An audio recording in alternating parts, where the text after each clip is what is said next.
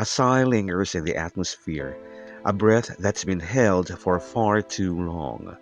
Miley-Cyrus's End of the World starts off like a heartfelt confession, capturing that stillness right before chaos hits. This song doesn't merely ask questions, it insists on finding answers. What becomes of love when time is up? How can you cling to someone when everything around you is falling apart? Hey, I'm BMRJR, and let's dive into this together because music transforms into art when it stirs real feelings. Today, you woke up and you told me that you wanted to cry. The song doesn't gently introduce us. Instead, it plunges us straight into a moment of intense, unfiltered vulnerability. The opening line hits hard, almost like a gut punch, due to its startling intimacy. This isn't just some poetic idea. It's a real, delicate mourning captured in a few words. The word today pulls us into the present. This isn't a fear from the past. It's unfolding right now. The phrase, you wanted to cry, is heartbreaking in its straightforwardness. It's not you cried, but you wanted to, hinting at a deep sadness that feels too heavy to express. Why does this resonate so deeply?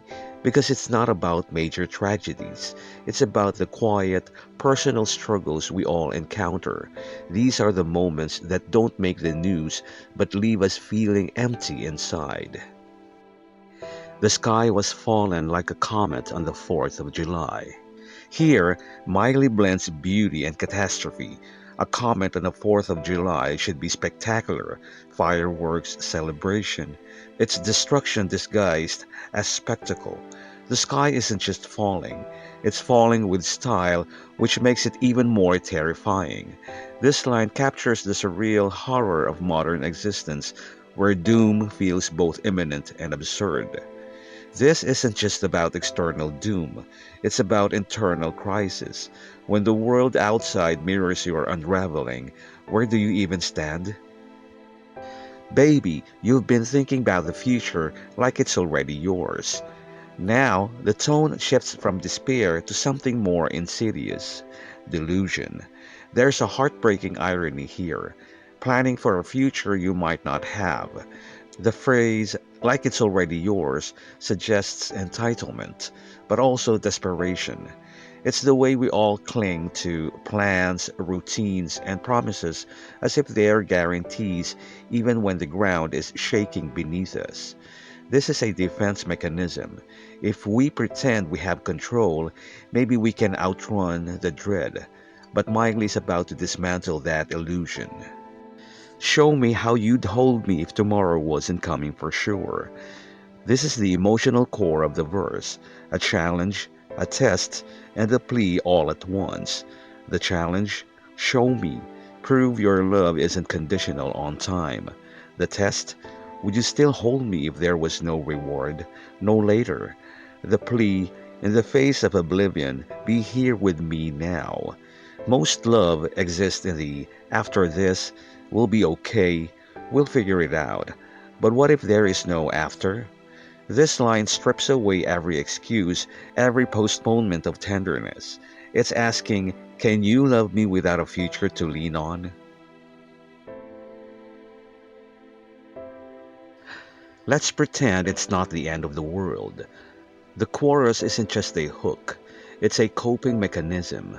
On the surface, it sounds almost playful, like a game, but beneath the lightness, sheer terror. Why pretend? Because facing the end head on would be unbearable. Delusion becomes survival.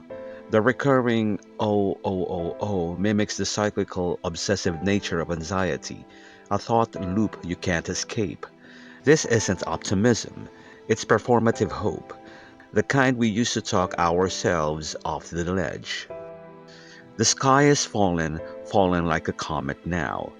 The chorus evolves, layering in, the sky is fallen like an intrusive thought breaking through. The soft let's pretend versus the violent sky is fallen creates emotional whiplash. Unlike the 4th of July metaphor in verse 1, here the comet is active, unstoppable, no fireworks, just impact. Can you really pretend when the evidence is crashing down around you? Let's spend the dollars you've been saving on a Mercedes Benz. This line marks a radical shift from verse 1's vulnerability to reckless abandon. Saving implies a future, but what's the point if the world's ending? The Mercedes Benz becomes a symbol of burning tomorrow for today's thrill. It's a nod to Janis Joplin's Mercedes Benz, a prayer for materialism, but twisted. Here, it's not aspiration, it's arson. When control is out of reach, giving in to desires is the only way to feel a sense of freedom.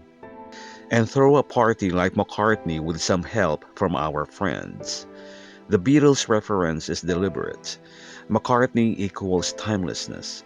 Even as the world ends, we reach for cultural immortality. The irony? Throwing a party during apocalypse isn't joy, it's performance, a last attempt to feel alive. Yeah, let's go down to Malibu and watch the sun fade out once more. Malibu isn't random. It's Miley's personal apocalypse. Her home burned in the 2018 Woolsey fire. Sun fade out, mirrors both sunset and smoke. Once more, suggests this might be the last sunset they'll ever see. The imagery is tranquil, but the subtext screams. This is how the world ends, not with a bang, but a golden hour whisper. Show me how you'd hold me if tomorrow was coming for sure. The callback to verse 1's plea now hits harder. Before, it was if tomorrow wasn't coming. Now it's was coming for sure.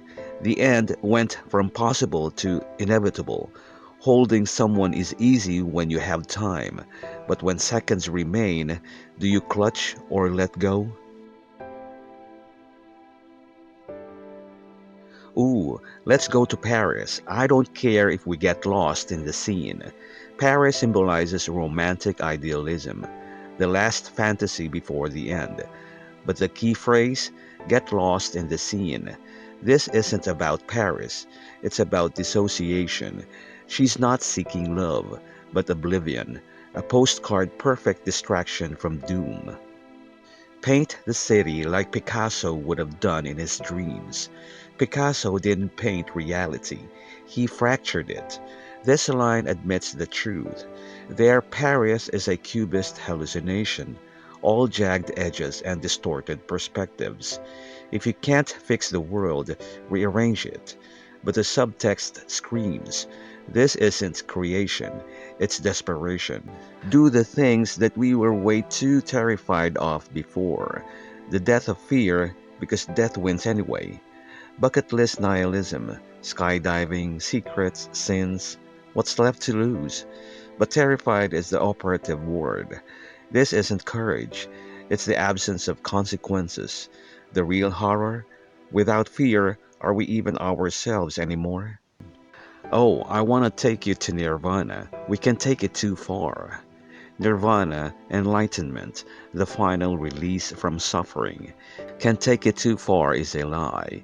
They're already past the point of return. Hit the bottom of the bottle and forget who we are.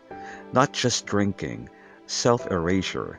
The bottle isn't a prop, it's a coffin for the soul. Earlier, she begged, show me how you'd hold me. Now, forget me, forget us.